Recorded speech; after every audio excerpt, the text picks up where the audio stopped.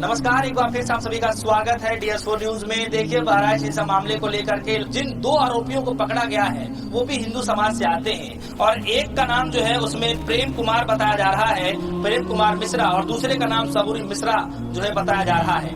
आज खास बात ये भी है कि जो हमारे साथ खास मेहमान जो बातचीत करने वाले हैं, संदीप मिश्रा जी, ये भी मिश्रा ही। आपने जब देखा इस घटना को तो आपके मन में क्या कुछ? ये बड़ा हृदय विदारक है और दिल को छलनी करता है कि मर रहा है मिश्रा, फंस रहा है मिश्रा और जल रहा है मिश्रा। इस पूरे बहराइच में जितना भी गोली भी मिश्रा को लगी, झंडा भी मिश्रा ने उखाड़ा, दंगा करने वाले भी मिश्रा पकड़े गए और जिनकी एजेंसी जली वो भी शुक्ला रहे। इन ब्राह्मणों पर भी ही आफत है और सर्वेश्वर सिंह जो वहाँ के विधायक हैं और अजय सिंह बिष्ट जो मुख्यमंत्री हैं वो कुछ कर ही नहीं पा रहे। सर्वेश्वर सिंह वहाँ के एमएलए ये कहते हैं कि पुलिस नकारा है और पुलिस ये कहती है कि सर्वेश्वर सिंह इतने ताकतवर हैं कि उनके बिना पुलिस पत्ता नहीं हिला सकती।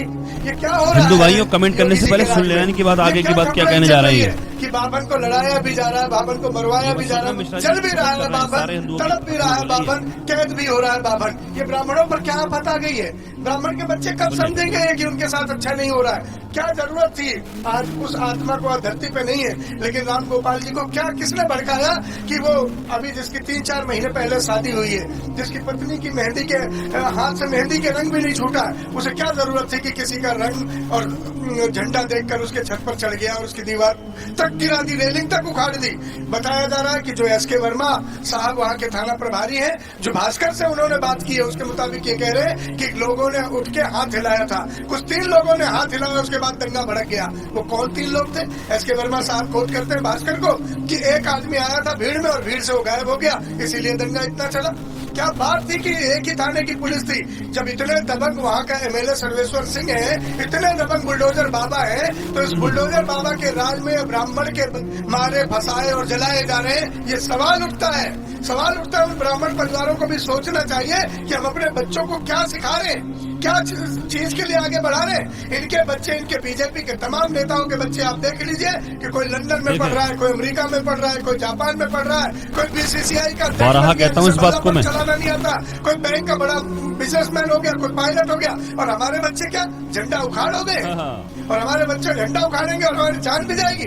किसके लिए झंडा उखाड़ रहे हैं, कौन झंडा उड़ा रहा है, ये सामने आएगा, जरूर आएगा। भास्कर ने एक दिलेरी का काम किया, भास्कर अखबार ने एक बार फिर साबित किया है देश में कि पत्रकारिता जिंदा है, पत्रकार जिंदा है। मैं नमन करता हूँ ऐसे पत्रकारों को जिन्हें खोज के निकाला कि प्रेम कुमार मिश्रा और सबूरी मिश्रा क्या कह रहे थे कि कैसे हुआ दंगा।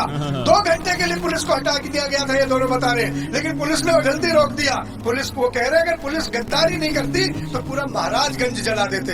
कौन जलवाना चाह रहा था महाराजगंज? महाराजा बाबा बताए ना, महाराज जी बाबा जो योगी महाराज जी बताए कि महाराजगंज कौन जलवाना चाह रहा था, कौन थे आपके साजिश करता, कौन था वो शख्स जिसे थाना प्रभारी SK वर्मा जी कह रहे हैं कि एक आदमी आया था, वो आदमी चला गया और फिर दंगा शुरू हो गया। दंगे उन्होंने ये भी कहा SK वर्मा जी कि ये दंगा सुनियोजित था, योजनाबद्ध था, इसीलिए लंबे समय तक चला। किसने ये कहा था? ये शुक्ला जी का जो शोरूम हीरो होंडा का है, इसमें साकिर का पैसा लगा, इसे फूक दो। किसने कहा था ये जो लखनऊ अस्पताल है मुसलमान का, इसे जला दो? कौन वो लोग थे जिन्होंने स्वर्गीय राम गोपाल मिश्रा जी से ये उकसा के उस छत पर चढ़वाया जिस छत पे हरे रंग का झंडा किसी धर्म का घूम रहा था? हम अपने धर्म को बड़ा करें साहब, अपने धर्म को बड़ा करें, अपने देवी देवताओं को बड़ा करें, अपने देवी देवताओं की 10 बार आरती उतारे, कोई परहेज नहीं। लेकिन मैं किसी धर्म विशेष के लिए उसके धर्म को नीचा करता हूँ तो मुझसे नीच, मुझसे घृणित, मुझसे पापी आदमी कोई नहीं है। क्योंकि हिंदू धर्म, सनातन धर्म तो विश्व का कल्याण कहता है, सब में अपना रूप देखता है, सबको अपना मानता है। ये किसने हम हिंदुओं में ये जहरीला बीज बो दिया है कि आज हम दूसरे धर्म के लोगों को, उनके प्रतीकों को, उनके देवताओं को, उनके रंग को भी बर्दाश्त नहीं कर पा रहे। ये नफरत का जो बयार। तुमच्या दातांमध्ये सुद्धा काही प्रॉब्लेम्स आहेत, जसे दात मागे पुढे आहेत, वेडे वाकडे आहेत किंवा दातांमध्ये प्रतीकों को, उनके देवताओं को, उनके रंग को भी बर्दाश्त नहीं कर पा रहे। ये नफरत का जो बयार इस सरकार में फिर 10 साल से चल रहा है, ये जाहिर तौर पर हिंदुस्तान के लिए, आवाम के लिए, जमहूरियत के लिए अच्छे संकेत नहीं है। सवाल मिश्रा जी यहाँ पर ये है कि जब ये घटना हुई, घटना के बाद जो है वहाँ की सरकार एक्टिव हुई, पुलिस एक्टिव हुई, ये भी कहा गया कि जो है आश्वासन ये दिया गया कि जो है जरूर इस पे जल्द फैसला आएगा। और देखिए अगले दिन जो है एनकाउंटर किया जाता है, पैरों में गोलियां लगती हैं। आप देखिए ना, जिनको गोलियां लगती वो भी तो कुछ बातें कहते हैं ना, आप उनकी बात तो कोड़ी नहीं, मैं उनकी बात भी कोट कर रहा हूँ। मैंने तो शुरू में ही कहा कि दंगा होना ही बुरा है, मरना मारना ही बुरा है, लोगों की जान लेना ही बुरा है। कोई भी हो उसे मरना नहीं चाहिए, दंगा नहीं होना चाहिए। लेकिन हम खेती किसकी कर रहे हैं? हमने क्या खेती की है कि इस साल बोया है हमने जमीन में धुआं, फसल नहीं, बम आएंगे। ये किसने किया है? ये साजिशन कौन सिखा रहा है? आप देखिए, नफरत के बाजार ऐसा बढ़ा दिया है इन भाजपाइयों ने, इन भाजपा के लोगों ने, कि आज स्थिति यहाँ तक पहुंच गई है कि 60-65 साल के बुजुर्ग को भी हम ट्रेन में देखते हैं और देखते हैं कि वो मुसलमान है तो हम उसे मारने लगते हैं।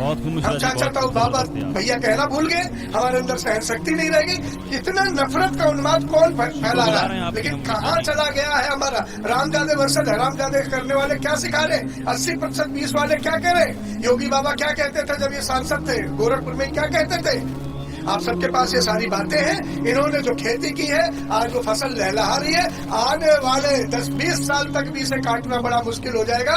इतना नफरत का उन्माद भर देंगे ये लोग। ये अपने कुर्सी के लालच में किसी के लाल को हलाक ना करें, किसी के लाल की जान न ले। अगर इन भाजपा वालों को यही करना है, अपने बेटों को उतारे। शिवराज चौहान, सिंह चौहान अपने बेटे को एमएलए बनाना चाह रहे कि विरासत संभालेगा। अमित शाह अपने बेटे को बीसीसीआई और आईसीसी का अध्यक्ष बनाए घूम रहे, क्यों? पैसा कमाएगा। कहाँ है ज्योतिरादित्य सिंधिया के बेटे?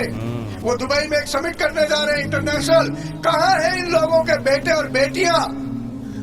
और क्या कर रहे हैं? कहाँ है हम जैसे गरीब ब्राह्मणों के बच्चे? उनसे क्या करवाया जा रहा है? सोचना होगा ब्राह्मणों आपको, सोचना होगा हिंदुओं आपको, समझना होगा आपको कि हमारी औलादे, हमारे बच्चे क्या बीजेपी या नफरत के फैलाने वाले लोगों के नाम पर इनका प्रचार करने में बलि चढ़ जाएंगे? क्या कोई भी उन्मादी आएगा और हमारे बच्चों को बलि का बकरा बना देगा और अपनी कुर्सी पालेगा? ये सत्ता जो आग से खेली जा रही है, ये सत्ता जो आग के बीच से पाई जा रही है, जो लहू के छींटों से लगी हुई कुर्सियां हैं, ये हमारे घरों को, हमारे वतन को, हमारे प्रदेश को बर्बाद कर देंगी। मैं हाथ जोड़ के प्रार्थना करता हूँ, संभालिए अपने जवान बच्चों को, संभालिए प्रदेश की जवानी को। बेरोजगार भले ही है, लेकिन वो इतने नालायक नहीं है कुछ समय से पहले मार दिए जाए या मरवा दिए जाए। मिश्रा जी, देखिए ना, अभी चुनाव का माहौल भी है और नीतीश राणे जी का एक बयान आया। वो कह रहे हैं कि हिंदू राष्ट्र में हिंदुओं को डरने की जरूरत नहीं है, मुस्लिमों के बीच हिंदू लोग सुरक्षित नहीं है, हम हिंदुत्व के मुद्दे पर किसी से कोई समझौता नहीं करना चाहते हैं। आप इस बयान को ऐसे माहौल में नीतीश राणे को किसने रोका है? ले टैंक, तोप, तलवार, घोड़े पर चढ़े। लक्ष्मीबाई ने तो लगाम मुंह में दबा के दोनों हाथ से तलवार चलाई थी। उनके सिपह सलार तो सारे मुसलमान थे, लक्ष्मीबाई के लिए लड़े थे। शिवाजी ने मुगलों से लड़ाई की और उनके मंत्री और उनके सेनापति मुसलमान थे। महाराणा प्रताप ने ऐतिहासिक युद्ध लड़ा अकबर के खिलाफ, उनके सिपह सलार और उनके साथी सारे मुसलमान थे। ये राणे क्या सिखाना चाह रहे? राणे को किसने रोका? राणे उठाए तलवार, जाके कत्लेआम, कत्लो गारत मचा दे, खुद कुछ नहीं करेंगे। राणे इसके बस का है किसी मुसलमान इलाके में जाके किसी एक टोपी वाले को मार के थप्पड़ मार क्या दे? ये इनका बेटा चला जाएगा घर से निकल के मार देगा? ये नहीं मारेंगे। ये सिर्फ गरीब के बच्चों को आगे करेंगे, उकसाएंगे कि गरीब का बच्चा जोश में आ जाएगा और उसकी जान ले ली जाएगी। ये कुर्सी पर, लाशों पर चढ़कर ये कुर्सी जो इकट्ठी कर रहे हैं ये लोग, ये देश के लिए सबसे खतरनाक है। अच्छा, देखिए, यूपी में तो बताया जाता है कि पूरे प्रदेशों में जो है यूपी का मॉडल कायम किया जाता है और लोग उसकी बड़ा सराहना करते हैं। बुलडोजर के नाम से काफी फेमस हुआ, चर्चित हुआ। आप देखिए ना, बहराइच हिंसा होता है, कुछ नामों को जो है चस्पा, घरों पे चस्पा भी चिपका दिया जाता है, कुछ हिंदुओं के भी घर आते हैं, मुस्लिम समाज के लोगों के भी घर आते हैं। अब इसमें आप कैसे कह सकते हैं कि जो एक तरफा इस पे कार्रवाई हो रही है? आपको नहीं लगता कि नहीं? मुझे कहने के बुलडोजर पर मुझे कहने की जरूरत नहीं है। माननीय सर्वोच्च न्यायालय ने ही कह दिया है कि ये न्याय संगत नहीं है। घर का एक आदमी आरोपी है, क्या किसने आपको अख्तियार दे दिया कि पूरा घर गिरा दो? क्या वो एक ही आदमी का घर था? मैं आप बता रहा हूँ, मैं आपको बता रहा हूँ वो स्ट्रक्चर क्यों बन गया। उस अधिकारी का भी घर गिरवाओ ना, जिसके समय में स्ट्रक्चर गलत बन गया। अधिकारी कहाँ चला गया? कहाँ चला गया वो लेखपाल? कहाँ चला गया वो कानून लोग? कहाँ चला गया वो प्रधान, जिसके समय में वो स्ट्रक्चर बन गया? क्या वो दोषी नहीं है? क्या घर बनाने वाला ही दोषी है या मेज के नीचे से पैसा लेके स्ट्रक्चर को खड़ा करवाने वाले भी दोषी है? योगी जी ने कितने ऐसे अधिकारियों के घर गिरवाए जिनके राज में ऐसे स्ट्रक्चर बने? अगर आज 100 घर तोड़े जा रहे हैं एक लाइन से, तो 100 घर बनवाने वाला वो अधिकारी कौन है? एक घर तोड़ के दिखा दो। आपको नहीं लगता कि वो भी भ्रष्टाचारी है? बिना सरकार के सह के, बिना थाने के सह के, बिना अधिकारियों के रिश्वत लिए क्या नाजायज काम, गैर कानूनी काम हो पाएगा? अगर नहीं हो पाएगा तो पहले चोर को नहीं, चोर की अम्मा को मारो और जगह भी बच जाएगी बात।